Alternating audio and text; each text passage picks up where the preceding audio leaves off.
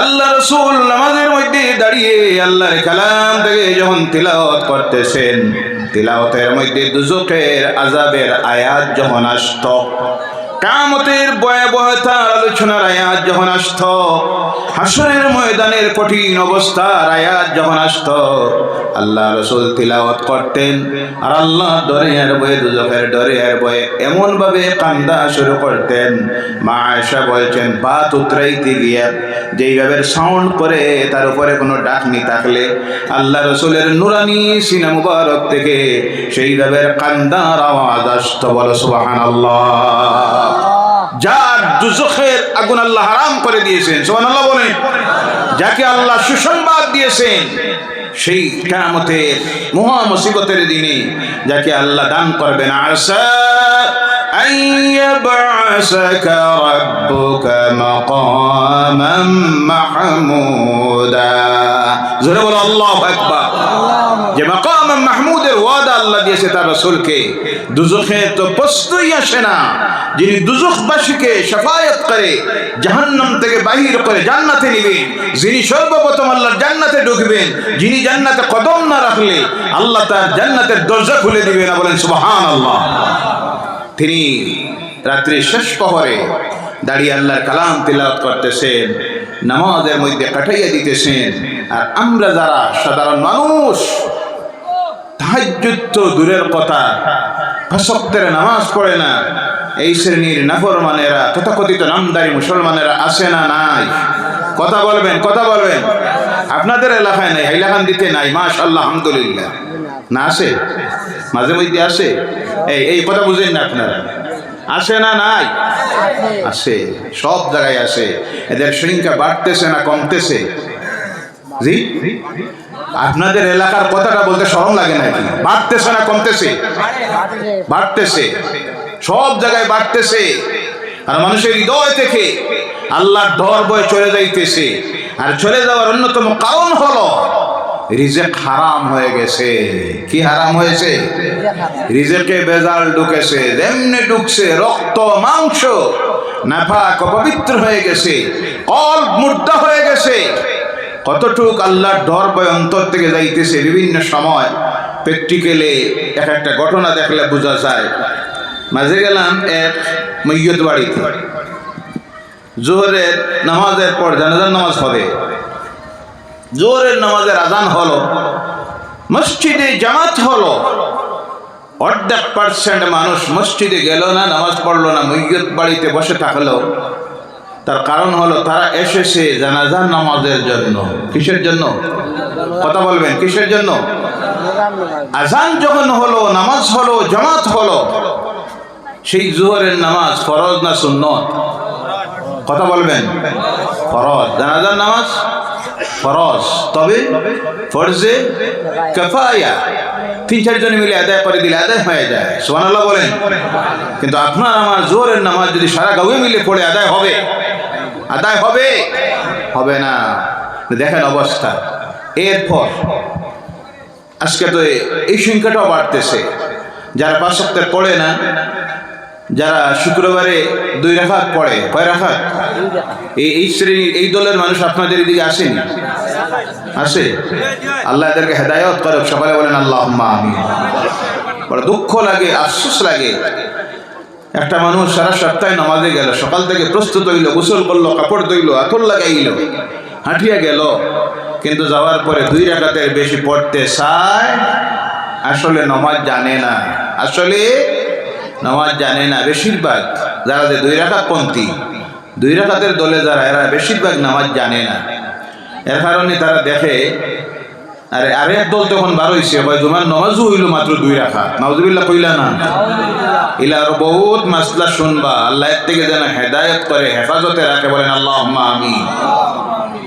কারণ দেখে 2 রাকাতের আগে যদি যাই আর গিয়া যদি আর 4 রাকাত শুরু করি, বিরাট ঝামেলা আছে, সমস্যা আছে। তারও কেউ যদি না পাই, কারবার সাইয়ে সাইয়ে পড়িতাম। জি, সমস্যা আছে না? না, কেউ যদি দেখিলাই কইতে পারে, বেটা বিয়া শাদী করে আসছো, 2-3টা বাচ্চারও বাপ হয়ে গেছো, তেমন নামাজ জানোস না। বাবা আগে যাওয়ার দরকার নাই, ঝামেলা বাড়াইবার খাম না। যে 2 রাকাতে কিছু লাগে না, একটা দায়িত্ব তুমি হাজার ইমাম। জি, আসসালামু আলাইকুম রহমতুল্লাহ, সালাম রহমতুল্লাহ, বাড়িতে আস্তে আস্তে রওনা। নাউযু বিল্লাহি মিন যালিক। এই শ্রেণীর মুসলমানদের সংখ্যা বাড়তেছে, বেনামাজির সংখ্যা বাড়তেছে, জমান নামাজ ত্যাগকারীর সংখ্যা বাড়তেছে, হারামখোরদের সংখ্যা বাড়তেছে, বেঈমানদের সংখ্যা বাড়তেছে, দুঃখবাজের সংখ্যা বাড়তেছে, জিনাকুর সুদকুরের সংখ্যা যখন বাড়তেছে, আল্লাহ কইছে এমন পিটানি শুরু করবে, পিটাইতে পিটাইতে কোথায় নিয়ে পৌঁছাইনু এটা এখনো টের পাইছো না, হবে তো শুরু হয়েছে। কি হয়েছে? কি হয়েছে? শুরু হয়েছে। রাসূলের সাহাবীদের জীবন যদি দেখতে যাই, জালিমেরা যে অত্যাচার করেছিল, ফিরাউনি বাহিনী মূসা আলাইহিস সালামের কওমের সঙ্গে যে ব্যবহার করেছিল, নমরুদ বাহিনী ইব্রাহিম আলাইহিস সালামের সঙ্গের সাথীদের সঙ্গে যে ব্যবহার করেছিল, আবু জেহেল, উতবা, শাবা, মুগীরা, এরা আমার রাসূলের সঙ্গে সাহাবায়ে কেরামদের সঙ্গে যে ব্যবহার করেছিল, সেই ব্যবহার এখনো আমাদের প্রতি হয়। তবে এখনো যদি জাতি কম সতর্ক না হয়, হেদায়েতের রাস্তায় যদি ফিরে না আসে, যে ধারাবাহিকতা শুরু হয়েছে, আল্লাহ না করুক, সকলে বলেন আল্লাহুম্মা আমিন, এর চাইতে কঠিনতম কঠিন মুসিবতের জুলুমের শিকার হতে পারে। এর জন্য সময় বলছে, সময়ের দাবি, হেদায়েতের রাস্তায় ফিরে আসো, আল্লাহ যেন তৌফিক দেয়। সকলে বলেন আল্লাহুম্মা আমিন। ভাইরা আমার, সেই বলতেছিলাম রাসূল পড়তেন 6 ওয়াক্ত, উম্মতের জন্য দেওয়া হলো 5 ওয়াক্ত। এই উম্মতের মধ্যে মুমিন যারা আল্লাহকে ভয় করে ডরায়, তারা ঘুম থেকে উঠে যায় আল্লাহ দরবারে দোয়া করার জন্য, রাত্রিকে 3 ভাগ করে 2 ভাগে যাওয়া মাত্র 1 ভাগে থাকা মাত্র তারা আল্লাহর দরবারের মধ্যে দাঁড়িয়ে যায় আর তাহাজ্জুদের নামাজ পড়ে আল্লাহর কাছে কান্দে। বিগত জিন্দেগীর গুনাহ মাফের জন্য তওবা করে, দোয়া করে, আল্লাহর কাছে চায়। আর এই সময় তাদের গায়ের মধ্যে লাগে জান্নাতের বাতাস। কিসের বাতাস? বেহেশতের বাতাস। সুবহানাল্লাহ বলেন। এরপরে যারা সাধারণত মুমিন মুসলমান, তারা ঘুম থেকে উঠে কোন সময় তাদের কানের মধ্যে যখন আওয়াজ পৌঁছাইয়া দেওয়া হয়, আল্লাহু আকবার, আল্লাহু আকবার, হাইয়া আলাস সালাহ, হাইয়া আলাস সালাহ, আসসালাতু খায়রুম মিনান নাওম, সঙ্গে সঙ্গে তারা ঘুম থেকে উঠে আল্লাহর ঘরের দিকে যখন রওনা করে, সেই জান্নাতি বাতাস তাদের গায়ের মধ্যে লাগে। নামাজ পড়ে আবার ঘরের দিকে যখন রওনা করে, তখন তাদের গায়ের মধ্যে ওই জান্নাতের বাতাস লাগে। আর মুনাফিকেরা, ফাসিকেরা, বেঈমানেরা তখন ঘুমাইতে থাকে। এবার বলুন তো, আমরা জান্নাতের বাতাস গায়ে লাগাইতে চাই কি চাই না? কারা কারা চান একবার হাত উঠান আর বলেন নারায়ে তাকবীর, নারায়ে রিসালাত। হাত তোলা অবস্থায় বলেন, আয় আল্লাহ, আজ থেকে ফজরের নামাজ বা জামাত পড়ব। বলেন ইনশাআল্লাহ, আল্লাহ যেন তৌফিক দেয়। বলেন আল্লাহুম্মা আমিন। এই জান্নাতের বাতাস গায়ে যদি লাগাইতে হয়, ফজরের নামাজকে জামাতে পড়তে হয়। কিন্তু আজকে আফসোস, দুঃখ, বিভিন্ন মসজিদে ফজরের নামাজে মহল্লায় কত পরিবার মানুষ, হুজুর 80 পরিবার, কত পরিবার? 100 পরিবার, 200 পরিবার ফজরের নামাজে উপস্থিত 5 জন, 3 জন, 2 জন। নাউযুবিল্লাহ বললা না? ইনসাফের সহিত জবাব দেন, এই সময় এই মহল্লাবাসীদের উপরে আল্লাহর রহমত না লাআনত? আপনারা বলেন, রহমত না লাআনত? যেখানে লাআনত সেখানে গজব, যেখানে লাআনত সেখানে গজব। আর বর্তমান পৃথিবীর মুসলমানদের উপরে সবচেয়ে বড় যে গজব আল্লাহর পক্ষ থেকে এসেছে, সেটা হলো জালেম শাসকেরা, নাস্তিকরা ক্ষমতায়, এরপরে সামরিক বাহিনী ক্ষমতায়। সিরিয়ার অবস্থা দেখেন, ইয়েমেনের অবস্থা দেখেন, ইরাকের অবস্থা, পাকিস্তানের অবস্থা, বাংলাদেশের অবস্থা। প্রতিটি মুসলিম রাষ্ট্রের মুসলমানদের অন্তর থেকে যখন আল্লাহর ডর ভয় চলে গেছে, আল্লাহর নাফরমানিতে নিমজ্জিত হয়েছে, গোটা মুসলিম জাহানের উপরে আল্লাহ নামদারি, তথাকথিত নামদারি ইহুদিদের গোলামদেরকে ক্ষমতায় বসাইয়া দিয়া আল্লাহ পিটাইতেছে। কথা ঠিক না? যদি এরা প্রকৃত দিনদার ইমানদাররা যদি ক্ষমতায় থাকতো, তাহলে ইসরায়েলের মতো একটা রাষ্ট্রে ফিলিস্তিনিদের এই অবস্থা করতে পারত না। যে সময় ইরানের সরকার ক্ষমতাসীন যারা ইসরায়েলের উপর আক্রমণ করল, সেই সময় প্রতিটি মুসলিম রাষ্ট্রনেতা যদি দিনদার ইমানদার মুমিন হতো, তাদের পাশে দাঁড়ানি ফরজ ছিল। কার কিনারে যাওয়া? ইরানের। কার? কথা বলেন, কার? এই সময়ে যদি 57টি ইসলামিক রাষ্ট্রকে যদি ইরানের পাশে দাঁড়াইত, সমর্থনটা যদি দিত, সাময়িক সাহায্য যা পারে তা যদি দিত, আর জালিম আমেরিকার ইসরায়েলকে যদি তাদের ভূখণ্ড ব্যবহার করার অনুমতি না দিত, আজকে পৃথিবীর ইতিহাসে ইসরায়েল নামে কোন রাষ্ট্র থাকতো? সুবহানাল্লাহ বলেন, সুবহানাল্লাহ, সুবহানাল্লাহ। কিন্তু সেই কঠিন সময়ে দেখা গেল এই নাস্তিকবাদীরা, নামদারি ইহুদি নাসারাদের পাঁচটা গোলামেরা যে ইহুদি আর নাসারাদের পাশে দাঁড়াইলো, ইরানের পাশে গিয়ে দাঁড়াইলো না, মজলুম ফিলিস্তিনিদের পাশে গিয়ে দাঁড়াইলো না। তার থেকে প্রমাণিত হয় ইসলামিক রাষ্ট্রের ক্ষমতায় যতটা আছে সবগুলি হলো নাস্তিক, মুনাফিক। কথা ঠিক কিনা ভাইরা আমার? এর জন্য বলতেছিলাম, আজকের এই কঠিন সময়ে আল্লাহ পাক রব্বুল আলামিন, আমরা যারা মুমিনেরা মুসলমান যদি হই, যখন আল্লাহর ঘর থেকে সেই আওয়াজ দেওয়া হবে, সঙ্গে সঙ্গে মুমিন তার ঘরে টিকে থাকা সম্ভব হবে না, রওনা করবে আল্লাহর ঘরের দিকে। বলো সুবহানাল্লাহ। আল্লাহ পাক এই আয়াতের শুরুতে বলছেন, উতলু মা উহিয়া ইলাইক, তিলাওয়াত করো যা আপনার প্রতি অবতীর্ণ করেছি। ও আমার ভাইয়েরা মুসলমানেরা, আল্লাহ রাসূল সাল্লাল্লাহু আলাইহি সাল্লাম থেকে শুরু করে রাসূলের যে সমস্ত সাহাবীরা ছিলেন, সব ছিলেন কোরআনের হাফেজ। সুবহানাল্লাহ বললা না? আর আজকে আমরা মুসলমান যারা মুসলমানের দাবি করতেছি, শতকরা হাফেজ হওয়া তো দূরের কথা, শতকরা 90% মুসলমান এখনো যারা কোরআন শরীফ তিলাওয়াত জানে না। নাউজুবিল্লাহ বললা না? তেলাওয়াত করবেন আপনি কি দিয়া? আল্লাহ আয়াতের শুরুতে বলছেন তেলাওয়াত করুন। আপনি বলে দিন, কুল, আপনি বলে দিন আপনার প্রতি যা অবতীর্ণ হয়েছে তা যেন তারা পাঠ করে, তিলাওয়াত করে। তবে একটা সময় ছিল প্রতিটি মুসলমানের ঘরে কোরআন তিলাওয়াত ছিল। বলো সুবহানাল্লাহ। আর বেশি থাকুক না থাকুক, প্রত্যেক বাড়িতে সকাল সন্ধ্যায় আমাদের আব্বা আম্মা যারা ছিলেন, দাদা দাদি যারা ছিলেন, কমপক্ষে সকাল সন্ধ্যায় আল্লাহর কালাম কোরআনুল কারীমের সূরা ইয়াসিন, কোন সূরা? সূরা ইয়াসিন তিলাওয়াত করতেন, মক্তবে মুখস্থ করতেন। সূরা রহমান যাকে কোরআনের অলংকার বলা হয়েছে, সূরা ইয়াসিন যাকে কোরআনের হৃদয় বলা হয়েছে, হার্ট বলা হয়েছে। সূরা আল ওয়াকিয়া, যে সূরা তিলাওয়াত করলে আল্লাহ রুজিতে বরকত দেয়, যেই ব্যক্তি প্রতি রাত্রিতে সূরা আল ওয়াকিয়া তিলাওয়াত করবে, আল্লাহ রাসূল বলেন সেই ব্যক্তির জমিনে রুজি রিজিকের কোনো অভাব থাকবে। সুবহানাল্লাহ বলে।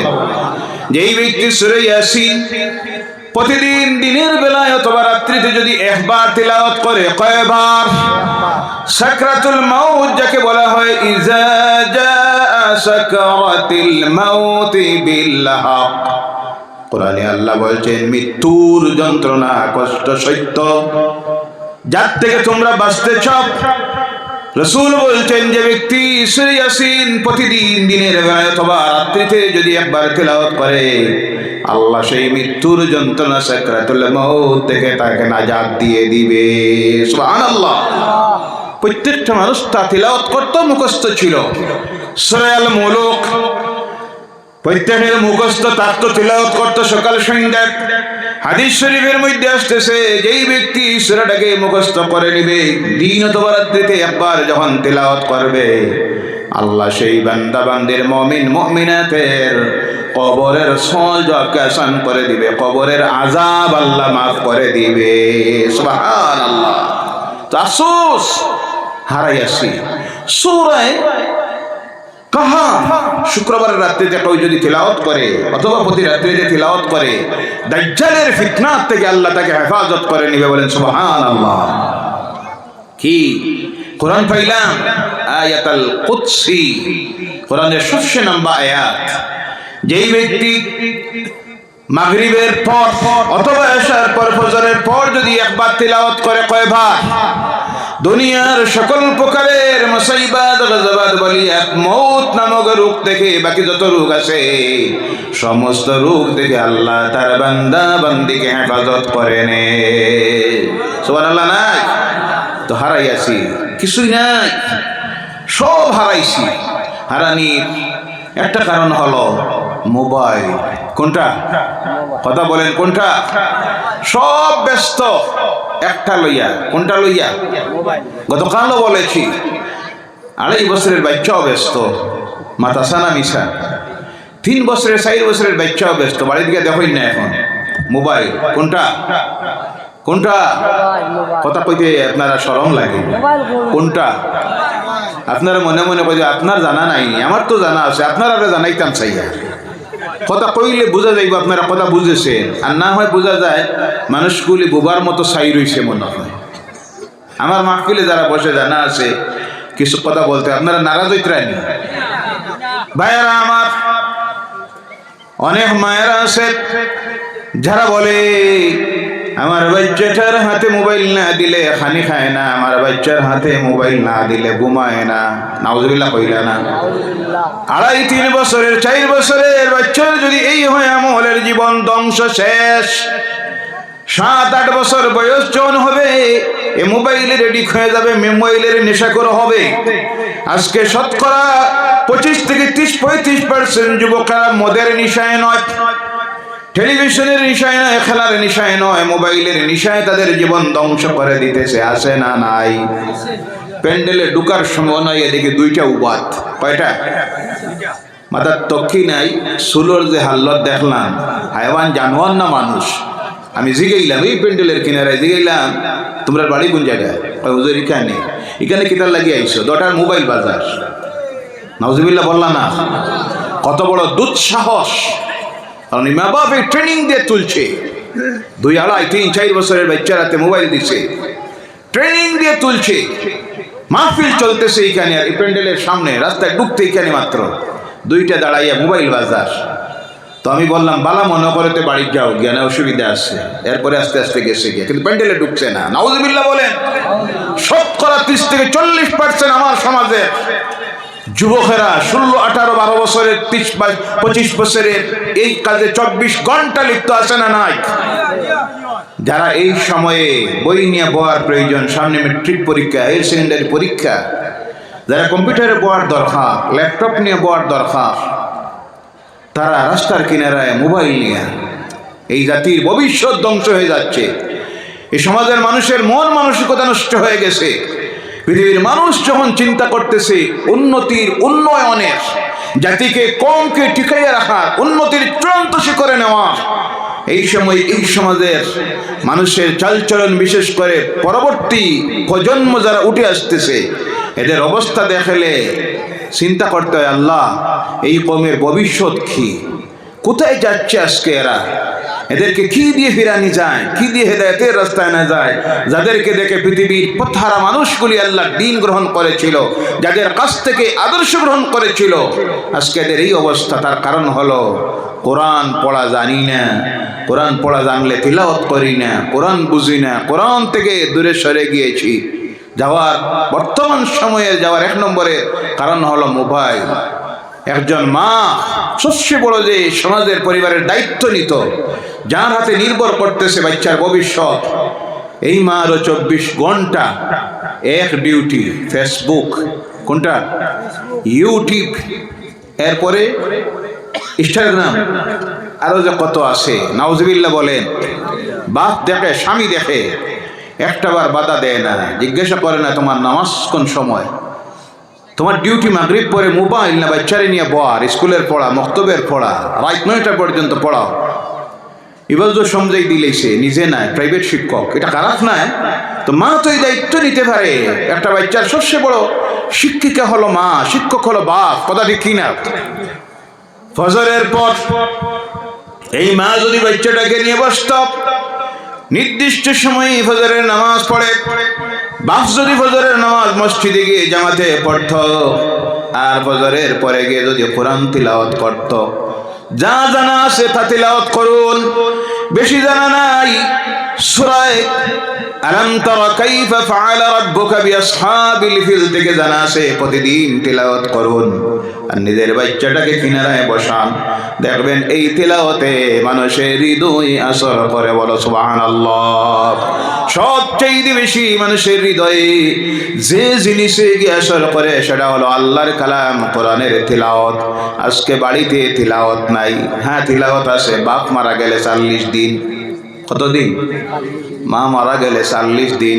আমি নিজে আবার না মেসা ভাইবা, আপনি পড়িবা, দূর ভাগা, কপাল পোড়া। মেসাবে পড়িবা, ইমাম সাহেবে পড়িবা, ভালো কথা তো। তোমারে আওলাদ রেখে গেল বাপে, 3টা ছেলে, আজ বাপ কবরে গেলা 40 দিন, তুমি কোরআন শরীফ পড়ো না, পড়া জানো না, নাউজুবিল্লাহ বলেন। এই আওলাদ রেখে যাওয়ার কোনো দাম আছে? কথা বলবেন। আর না হয় বৎসরে একদিন দিলাম মাইক লাগাইয়া, সারা গাঁয়ে কোনো কোরআন তিলাওয়াত চলে। এটা নাজাইজ আবার না, নাজাইজ বলছি না। তিলাওয়াত হতে হবে প্রতিদিন, প্রত্যেক দিন। আপনি তিলাওয়াত করুন আপনার ঘরে আল্লাহর কালাম কোরআনুল কারীমকে। আপনার স্ত্রীকে বলুন তিলাওয়াত করার জন্য। আপনার ছেলে কলেজের ছাত্র, তিলাওয়াত জানে, তিলাওয়াত জানে, তাকে বলুন ফজরের নামাজ পড়ে তিলাওয়াত করার জন্য। মাগরিবের পর স্কুল কলেজের বই বাইর করবে, কম্পিউটারের সামনে বসবে, ল্যাপটপে গিয়ে বসবে। এর আগে ওই ল্যাপটপে কম্পিউটারে আল্লাহর কোরআন আছে না নাই? জোরে বলেন, আছে না নাই? তিলাওয়াত করুন, কারণ কোরআনের তিলাওয়াত যেখানে আল্লাহর রহমত সেখানে। সুবহানাল্লাহ বলেন। আল্লাহ রাসূল তিলাওয়াত করতেন, তিলাওয়াতে কি আসর করত? হাদিস শরীফে পড়লে পরে দেখা যায় আল্লাহ রাসূল যখন দেখলেন মক্কায় প্রকাশ্যে আল্লাহর দ্বীনের দাওয়াত দেওয়া সম্ভব নয়, চতুর্মুখী আক্রমণ চলতেছে, সাহাবায়ে কেরাম রাস্তায় বাইর হওয়া সম্ভব নয়, জালিমেরা রাস্তায় পিঠায়। আজকে সেই জালিমরা আসে না নাই? কথা বলবেন। আবু জেহেল মারা গেছে, তার আওলাদ নতিন সারা জমিনে আছে, কিয়ামত পর্যন্ত থাকব। এই ধারাবাহিকতা শুধু আমার রাসূলের সময় নয়। ওয়ালাকাদ কুযিবাত রুসুলুম মিন ক্বাবলিকা ফাসাবারু আলা মা কুযিবু ওয়া উযু হাত্তা আতাহুম নাসরুনা।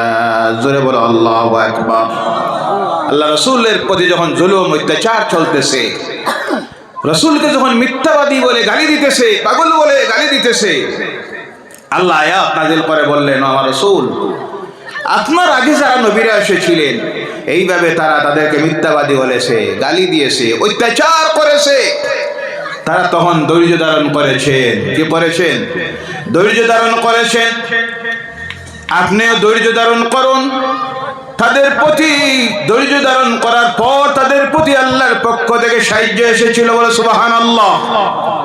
আল্লাহ তার রাসূলকে সান্ত্বনা দিতেছেন, হে রাসূল, আপনি মনোবল হারাবেন না। শুধু আপনি নির্যাতনের শিকার হচ্ছেন তা নয়, আপনার আগে আরো যত নবী এসেছিলেন, রাসূল এসেছিলেন, তাদেরকে এরা গালি দিছে, মিথ্যাবাদী, জাদুকর, এইসব গালি দিছে, অত্যাচার জুলুম করেছে, তারা ধৈর্য ধারণ করেছিলেন। এরপরে এসেছে আল্লাহ সাহায্য। সুবহানাল্লাহ বলেন। এর থেকে আমরা উদাহরণ সেটা শিখি। নবীরা নির্যাতনের শিকার হয়েছেন, রাসূলেরা হয়েছেন, আমার নবী হয়েছেন। আমরা যে নির্যাতন অত্যাচারের শিকার হচ্ছি সেটা হলো নবীদের সুন্নাত। সুবহানাল্লাহ বলেন। ইসলামের কারণে, কোরআনের কথা বলার কারণে, জালিমের বিরুদ্ধে কথা বলার কারণে যদি আপনি জেলে যান, সৌভাগ্য। বলেন সুবহানাল্লাহ। কারণ আপনি রাসূলের একটা সুন্নতের উপর আমল করেছেন। আমার রাসূল জেল কাটেছিলেন 3 বছর। কয় বছর? কয় বছর? নবীজি জেল কেটেছিলেন আল্লাহর দ্বীনের জন্য 3 বছর। তিনি শুধু মসজিদে নামাজ পড়াইতে আর মসজিদে বলে সুবহানাল্লাহ আলহামদুলিল্লাহ, এই তার জীবন ছিল না। তার জীবন ছিল সংগ্রামী জীবন। কিসের জীবন? অন্যায়ের প্রতিবাদ করার জীবন ছিল। অন্যায়ের প্রতিবাদ করতে গিয়ে আজকে কেউ যদি কথা বলে এটারে রং দেওয়া হয়, তিনি জিহাদের ঘোষণা দিয়েছেন, বলেন নাউজুবিল্লাহ। যেমন জামিয়াতে উলামায়ে হিন্দের সর্বভারতীয় সভাপতি হযরত মাওলানা মাহমুদ মাদানী তিনি বক্তব্য দিতে গিয়ে বললেন, যেভাবে জুলুম অত্যাচার চলতেছে, জাতির পিঠ যেভাবে দেওয়ালে ঠেকে গেছে, এই সময়ে এর বিরুদ্ধে জিহাদের প্রয়োজন। কিসের প্রয়োজন? কিসের প্রয়োজন? জিহাদের প্রয়োজন। যেমনি শুনছে কথাটা, সব মিডিয়া এক বাক্যে মাওলানা মাদানী জিহাদের ঘোষণা দিয়েছেন। অবশ্যই জিহাদের অর্থ বুঝতে হবে। কোন অর্থে তিনি বারবার ব্যাখ্যা দিতেছেন। হ্যাঁ, আমি বলেছি জিহাদ, আমার কথায় আমি আসি। জিহাদের অর্থ আগে বুঝতে হবে। জিহাদের অর্থ হলো প্রতিহিত করা, প্রতিরোধ করা, প্রতিবাদ করা। এখানে আমি যে জিহাদ বলেছি সেটা হলো অন্যায় অবিচার কওমের প্রতি, জাতির প্রতি যেটা চলতেছে, এর প্রতিবাদ করতে হবে। এর প্রতিবাদ, এই প্রতিবাদ করাটাকে জিহাদ শব্দে ব্যবহার করেছে, কারণ জিহাদ শব্দের অনেক অর্থ আছে। কিন্তু সোশ্যাল মিডিয়ার ইসলাম বিদ্বেষী সোশ্যাল মিডিয়া হেডলাইন বানাইয়ে দিয়েছে, মাহমুদ মাদানী ভারতীয় মুসলমানকে জিহাদের ডাক দিয়েছেন। অবশ্যই ডাক দিয়েছেন প্রতিবাদ করা। কিসের প্রতিবাদ? করার অস্ত্র নিয়ে রাস্তায় নেমে রাষ্ট্রীয় আইন লঙ্ঘন করে কাউকে হত্যা করার, মারা, এই জিহাদের ডাক তিনি দেন। কথা বোঝা গেছে ভাইয়েরা আমার? বলতেছিলাম, আল্লাহ রাসূল সাল্লাল্লাহু আলাইহি ওয়াসাল্লামের প্রতি যখন এই আয়াত নাযিল হলো, তিলাওয়াতে কিভাবে আসর করে দেখেন। রাসূল যখন দেখলেন প্রকাশ্যে আল্লাহর দ্বীনের দাওয়াত দেওয়ার সম্ভব নয়, নির্যাতন অত্যাচার চলতেছে, আল্লাহ নির্দেশ দিলেন ধৈর্য ধারণ করুন। সুযোগ পেয়ে গেলেন আল্লাহ রাসূল সাল্লাল্লাহু আলাইহি সাল্লাম মক্কায় হজের সময় এসেছে। সেই সময় মক্কায় পৃথিবীর বিভিন্ন প্রান্ত থেকে মানুষ আসতেছে। সব সময় মক্কায় হজ হইত, কিন্তু আজকের ইসলামের এই সুন্দর সিস্টেম নিয়মাবলীতে নয়। সেই সময় গুমরারা, আল্লাহর নাফরমানেরা, পথভ্রষ্টরা হজের নামে গিয়ে আল্লাহর ঘরের কিনারায় চতুর্দিকে নারী পুরুষ একসঙ্গে উলঙ্গ হয়ে আল্লাহর ঘর প্রদক্ষিণ করত। বলো নাউজুবিল্লাহ। এটাকে তারা সওয়াবের পুণ্যের কাজ মনে করত। আল্লাহর ঘরের দেওয়ালে অগণিত নারী পুরুষের উলঙ্গ যৌন মিলতের ছবি আঁকিয়ে রাষ্ট্র, বলে নাউজুবিল্লাহি মিন যালিক। এটাকে তারা ভালো কাজ মনে করত। আল্লাহ রাসূল দেখলেন এরা সুযোগ পাওয়া গিয়েছে, তিনি তার নিজের ঘর মক্কাতুল মুকাররমায় গেলে পরে দেখবেন সাফা থেকে মারওয়া, মারওয়া থেকে সাফায় যখন হাজিরা সাই করে দৌড়ায়, মারওয়ায় যাওয়ার পর পূর্ব দিকে দেখবেন একটা রাস্তা আছে, ওই রাস্তা দিয়ে বাইর হবেন। মাত্র 100 থেকে 150 মিটার দূরে যাওয়ার পরে দেখবেন হলুদ রঙের একটা ঘর, দোতলা সিস্টেমের ছোট ঘর। এই ঘর হলো আল্লাহ রাসূল সাল্লাল্লাহু আলাইহি ওয়াসাল্লামের জন্মের ঘর। বলে সুবহানাল্লাহ। হযরত আব্দুল্লাহ রাদিয়াল্লাহু তাআলা আনহুর ঘর। আল্লাহ রাসূল দেখলেন একটা সুযোগ পাওয়া গেছে আল্লাহ দ্বীনের দাওয়াত দেওয়ার জন্য। দিতে গিয়ে রাসূল প্রথম যে জিনিসটাকে ব্যবহার করলেন সেটা হলো আল্লাহর কালাম, কোরআনের তিলাওয়াত। সুবহানাল্লাহ বলেন। আল্লাহ রাসূল সেই ঘরের বারান্দায় বসে তিলাওয়াত শুরু করেছেন। আবু জেহেল জানাইয়া দিল মক্কায়, আমরা এই মক্কায় একটা পাগল বাইর হয়েছে, নাউজুবিল্লাহ বলেন, জাদুকর বাইর হয়েছে, এর সামনে কেউ যাইবা না। তার কথাগুলি এত সুন্দর সুন্দর, তার গলার আওয়াজ এত সুন্দর, তার গলার আওয়াজে মানুষ জাদুর মধ্যে পড়ে বাগদাদার ধর্ম হারাইয়া দেয়। বলো নাউজুবিল্লাহ। হস্যেস করেছে তাদের সিস্টেমে, হস্যেস করেছে। প্রত্যেকের মনের মধ্যে আসলো কে একজন পাগল বাইর হয়েছে, জাদুকর বাইর হয়েছে। একটাবার দেখে যায় মানুষের মনের মধ্যে এইভাবে কিছু খবর পাইলে কিছু দুর্বল ইমানদার আছে না নাই? জি, কাটিগড়ার বর্তমান বিধায়ক খলিল সাহেব, আলহাজ খলিলুর রহমান মজুমদার সাহেব এসেছেন আপনাদের সামনে। আমার বক্তব্যের পরবর্তীতে যদি আপনাদের কার্যসূচিতে থাকে কিছু কথা বলবেন ইনশাআল্লাহ। বলেন ইনশাআল্লাহ। তখন আল্লাহ রসুল সাল্লাল্লাহু আলাইহি সাল্লাম দেখলেন একটা সুযোগ পাওয়া গেছে। তো সাধারণ মানুষের চিন্তাধারা হলো পাগল বা জাদুকর শুনলে দুর্বল ইমানদার কিছু আছে, জাদুকরের কাছে যায়নি না না জি। তারপরে আরো তো কিছু দুর্বল ইমানদার আছে, খালি খবর পায় যদি এখানে অমুক মোল্লা বার হয়েছে, এখানে অমুক মোল্লা ফু দিলে শেষ জি, লাইন ধরে নি না না। আর আমি তো অবাক হইলাম, মাঝে দেখি এক ভদ্রলোক ফাত্তা দেয়। কোনটা দেয়? ফাত্তা। হায় রে মানুষ রে, কি পরিমাণ কুসংস্কারে নিমজ্জিত এই সমাজের মানুষ শিক্ষার অভাবে। কিসের অভাবে? কিসের অভাবে? শিক্ষার অভাবে। আপনারা বলুন, আমেরিকায় যদি ইলা ফাত্তা বাবা সাত্তা বাবা ওরা কেউ যাইব জি? কারণ শিক্ষিত সমাজ। কি সমাজ? শিক্ষিত সমাজ। কত যে মূল্য বার হয়, নাম যে কতটা আছে আমি কইতাম না। বেশি হাইলাকান্দিত বার হয়, কোন জায়গায় বার হয়? কারণ এখানে আমাদের সমাজের মুসলমান সংখ্যা গরিষ্ঠ, এর কারণে বেশি মূল্য বার হয়। আর মানুষ যায়নি না না, নাউযুবিল্লাহি মিন যালিক। যে সময়ে আধুনিক পৃথিবীর মানুষ চন্দ্রে চলে গেছে, বিভিন্ন উপগ্রহে যাওয়ার চেষ্টা করতেছে, বিশ্ব যখন কম্পিউটার, ল্যাপটপ, ইন্টারনেট, স্যাটেলাইটের মাধ্যমে পরিচালিত হচ্ছে, সেই সময় এখনো কিছু মানুষ আছে এইসব বন্ড অমুক বাবা তমুক বাবার কাছে যায়, তেল ফোড়া পানি ফোড়া নিয়ে রোগ থেকে বাঁচার জন্য বলে নাউযুবিল্লাহি মিন যালিক। আল্লাহ থেকে জাতিকে যেন হেফাজত করে, হেদায়ত করে, বলেন আল্লাহুম্মা আমিন। তার মূল হলো শিক্ষার অভাব। কিসের অভাব? শিক্ষার অভাব। ভাইয়েরা আমার, বলতেছিলাম আল্লাহ রাসূল সাল্লাল্লাহু আলাইহি সাল্লাম তখন তিলাওয়াত শুরু করলেন। করতে গিয়ে আল্লাহর কালাম কোরআনুল কারীমের যে সূরাটাকে আল্লাহ কোরআনের অলংকার বলেছে, সেই সূরা তিলাওয়াত শুরু করেছে নিজের আব্বার ঘর হযরত আব্দুল্লাহ রাদিয়াল্লাহু তাআলা আনহুর ঘরের বারান্দায় বসে। মানুষগুলি হজ শেষ করেছে, পরে প্রত্যেকের মনের মধ্যে আসলো, কে শুনলাম একজন পাগল একটাবার দেখে যায়। খুঁজাইয়া খুঁজাইয়া গিয়ে আল্লাহ রসুলের সামনে হাজির হয়েছে। আল্লাহ রসুল সাল্লাল্লাহু আলাইহি সাল্লাম যখন তাদের সামনে তিলাওয়াত শুরু করলেন, বিসমিল্লাহির রহমানির রহিম, আর রহমান পড়ুন, আর রহমান আল্লামাল কুরআন খালাকাল ইনসান আল্লামাহুল বায়ান আশ-শামসু ওয়াল কমারু বিহুসবানি ওয়ান নাজমু ওয়াশ-শাজারু ইয়াসজুদান ওয়াস-সামা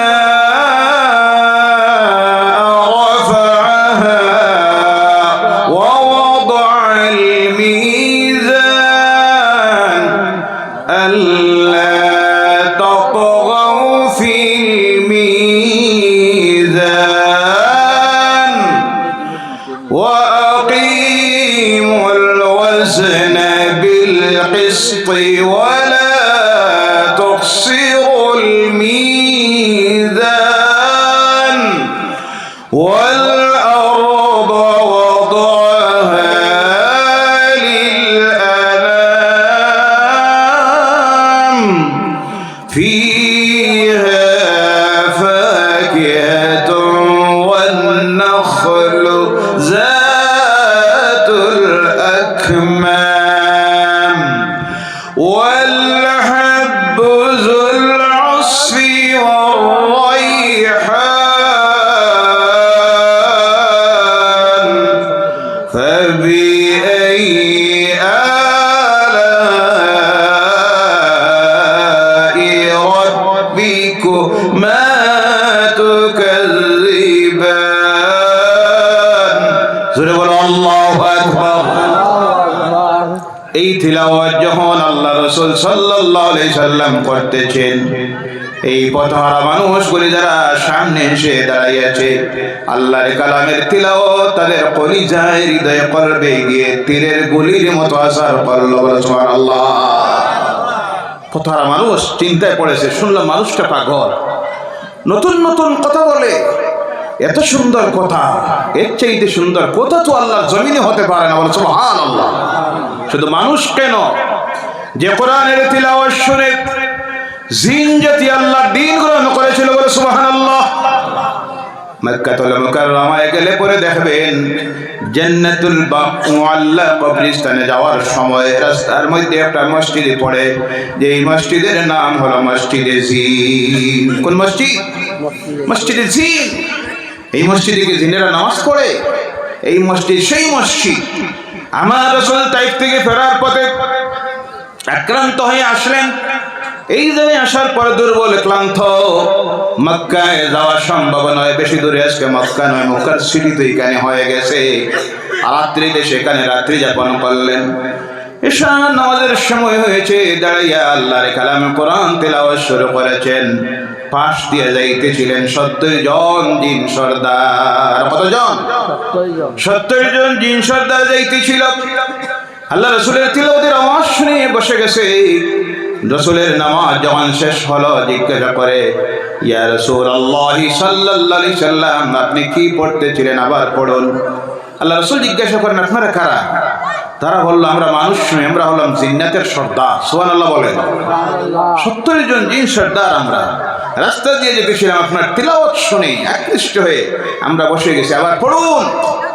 আল্লাহ রাসূল তিলাওয়াত শুরু করলেন। সেই দিন এই জায়গায় 70 জন